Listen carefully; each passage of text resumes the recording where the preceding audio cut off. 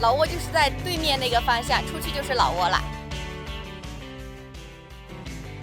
我们是06年就过来了，我们是一家家族民营企业，那会儿还没有铁路，然后高速公路也还没有修通，但是我们是很看好这边的区位优势。我们现在做的是一个仓储物流中心，一个海关监管作业场所。铁路开通了以后，对我们整个莫罕的贸易有特别大的促進作用。坐住動車暢遊老撾同埋雲南，成為新嘅時尚，同時亦都為兩地人民帶嚟新嘅發展機遇，交流亦都多咗。